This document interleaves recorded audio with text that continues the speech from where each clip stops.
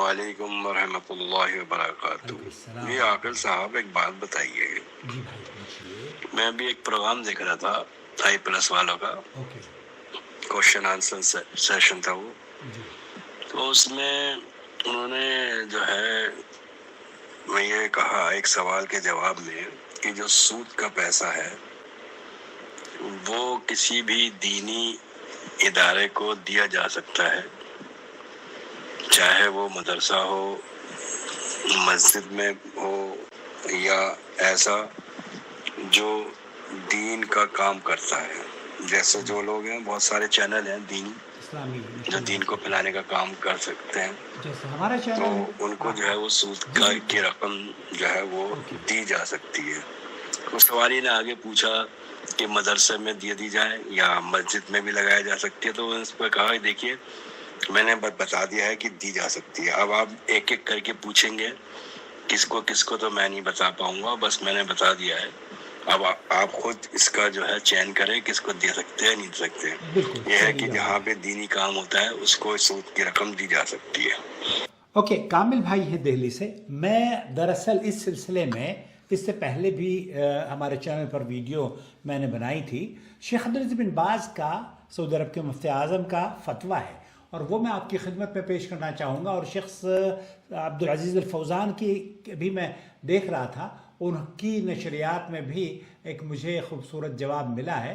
شیخ عبدالعزیز بن باز سے پوچھا گیا تو انہوں نے کہا، پوچھا سائل نے کہ ہم ربوی بینکوں سے ملنے والی سود کی رقم کو ما حکم اخذ الفوائد من البنوک الربویہ وصرفها فی وجوہ خیریہ، جو خیری اور دین یا رفاہی کام ہے، نیکی کے کام کہہ لیجئے، اس میں کیا ہم ربا کے یا سود کے جو پیسے ہیں، جیسے آئی پلس ٹی وی نے جواب دیا ہے، تو شیخ ابن باز نے پہلے تو یہ کہا کہ سود سے بچنا چاہیے، یہ کبیرہ ہے، کبیرہ گناہ ہے، اور اس مال سے اپنے آپ کو دور رکھنا چاہیے اور نہ ہی بینکوں سے اس طرح کی کوئی ٹرانزیکشنز پر راضی ہونا چاہیے، نمبر ایک۔ نمبر دو، لیکن اگر کسی شخص نے کسی وجہ سے، جہالت سے یا غلط فہمی کی وجہ سے سود وصول کر لیا ہے تو اب وہ اسے بینک کو واپس نہ دے۔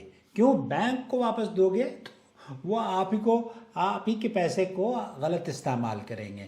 تو یہاں شیخ فرماتے ہیں فتصرف فی الفقراء والمحاویج ومثل اصلاح الطرقات، اسے فقراء، محتاجوں، راستوں کی اصلاح اور ایسے منصوبوں میں خرچ کرنے میں بالکل کوئی قباحت نہیں محسوس ہوتی جو مسلمانوں کو فائدہ پہنچاتے ہوں، جو مسلمانوں کے لیے بینیفیشل ہوں، جو مسلمانوں کو راحت دینے والے ہوں۔ یہی آئی پلس ٹی وی نے کہا۔ لوگ کیا کرتے ہیں؟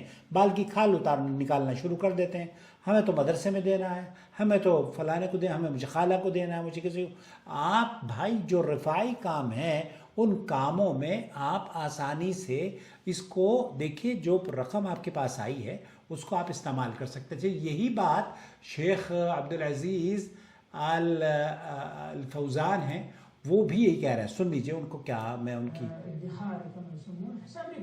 ہاں، ہم اس کو کھاتے نہیں ہیں اور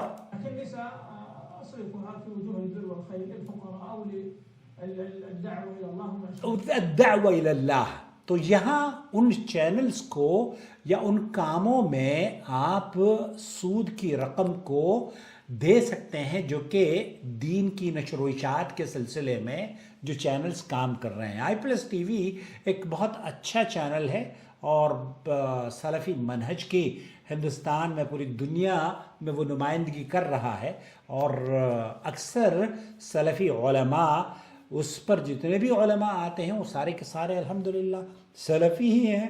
وہ پیس ٹی وی کی طرح کا نہیں ہے کہ وہ ڈاکٹر ذاکر نائک نے ادھر ادھر کے علماء کو جمع کر لیا تھا، اس میں علم غلم شلم سب کچھ ہوتا تھا۔